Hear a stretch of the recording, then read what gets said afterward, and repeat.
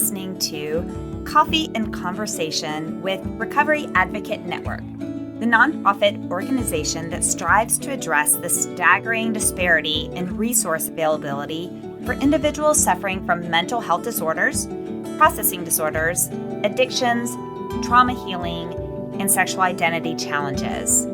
Together, we strive to end the stigma associated with these challenges so that true healing can begin.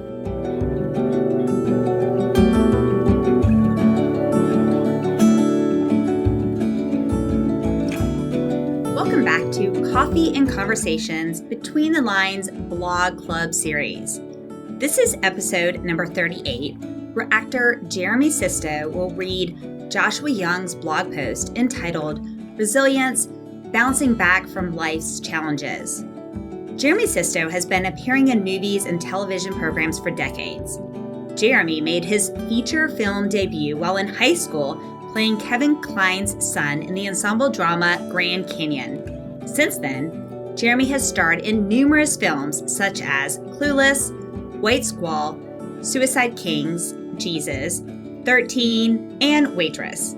Jeremy is also known for his roles on HBO's 6 Feet Under, NBC's Law & Order, and now in his recurring role for the past 7 seasons as Special Agent in Charge, Jubal Valentine, on the hit TV show FBI. Between the Lines episodes are written by guests who prefer to use their written voice instead of their interview voice to share their stories.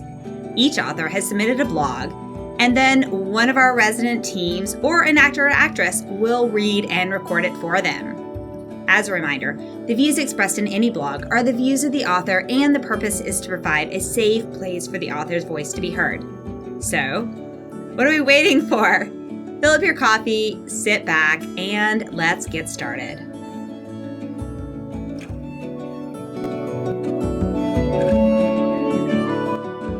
Resilience, bouncing back from life challenges. Along the way, I've come to believe that resiliency is possibly the most important thing to consider when it comes to recovery and control. This realization was born out of my battles with alcoholism and depression and the valuable lessons I learned from adversity. I can't help but reflect on the dark days when I felt utterly powerless, trapped in a cycle of addiction and despair. I was searching for control in all the wrong places, drowning my sorrows in alcohol and hoping it would somehow give me a sense of mastery over my turbulent emotions. But instead it led me deeper into the abyss of addiction where control was an illusion. My journey toward understanding the significance of resiliency began with a series of rock-bottom moments. Each time I hit a new low, I had a choice to make: succumb to despair or summon the strength to rise again.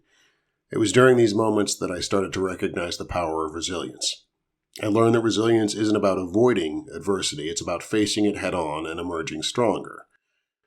One of the pivotal moments on my path to recovery was the realization that I couldn't control my past, but I had agency over my future. I couldn't change the sexual abuse I endured as a child, the mistakes I'd made, the people I'd hurt, or the time I'd lost to addiction. What I could control was my response to those experiences. I could choose to let them define me or use them as stepping stones toward a better life. The journey to recovery from alcoholism was a grueling one, filled with moments of self-doubt and temptation. There were days when I questioned whether I had the resilience to stay on course. But I discovered that resiliency wasn't about never faltering. It was about getting back up every time I stumbled. I surrounded myself with a support system that believed in my ability to overcome, and their unwavering faith in me became a source of strength. Depression was another formidable adversary I faced. It crept into my life like a shadow, sapping my energy and distorting my thoughts.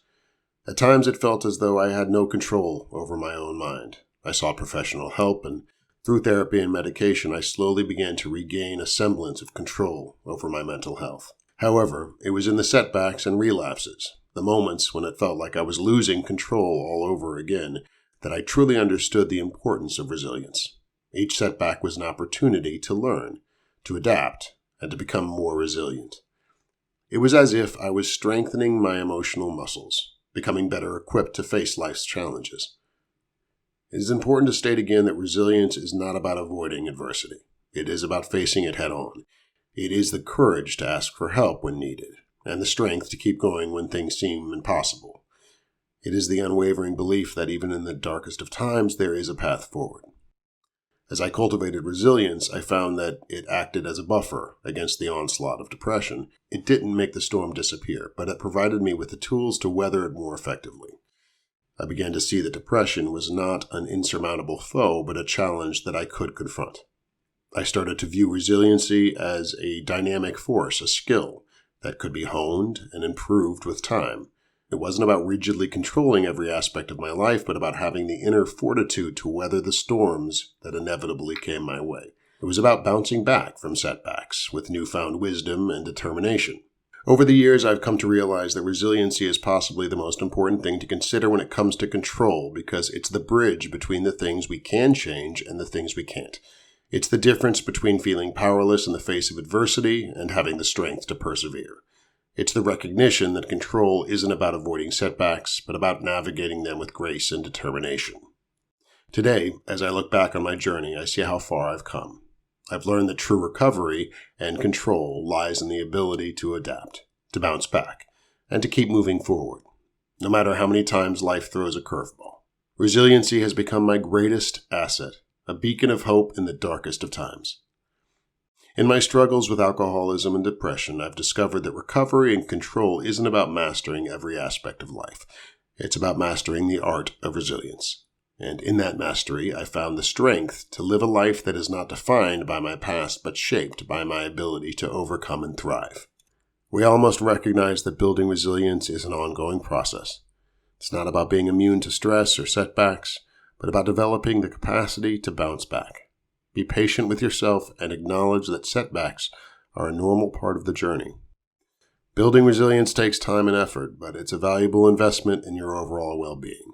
By incorporating strategies such as practicing mindfulness and self-care, maintaining perspective, seeking professional help, cultivating adaptability, learning from adversity, developing a supportive social network, setting realistic goals, and maintaining a positive outlook into your life, you can strengthen your ability to navigate challenges and lead a more resilient and fulfilling life. You just listened to episode number 38, Resilience, Bouncing Back from Life's Challenges, written by Joshua and read by Jeremy Sisto. We hope you've been encouraged and learned something new from today's story. Look for additional Between the Lines episodes coming soon. As a reminder, the views expressed in any blog are the author's views, and the purpose is to provide a safe place for the author's voice to be heard and to share unique perspectives with the community.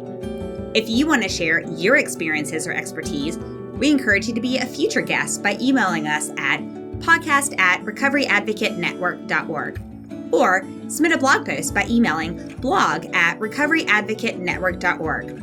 We also encourage you to comment on the episode so that we can continue to provide content that is most beneficial to the community.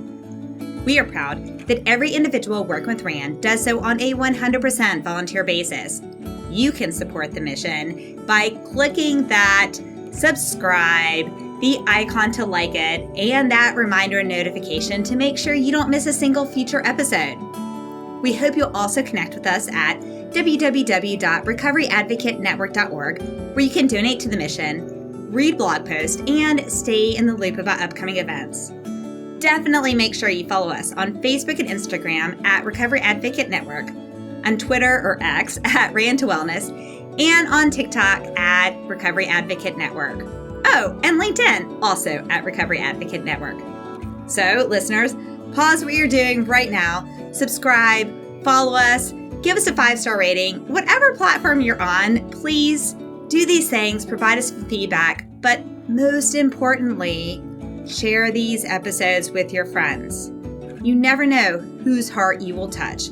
Please be the reason somebody has new hope today. If this episode is triggering to you, we encourage you to contact your support system, therapist, national and community support groups, the Global Crisis Text Line by texting 741-741, or if in the U.S., dialing 988 to reach the Suicide and Crisis Lifeline. If you're in the U.S. and need additional resources such as shelter, support group resources, transportation, food, or a safe, confidential path out of physical or emotional domestic abuse, call 211 or visit www.211info.org for assistance. Now, we know you're super busy. We are so grateful that you said yes to spending time with us today. We look forward to seeing you again. Until then, sit back, relax, and back to your coffee.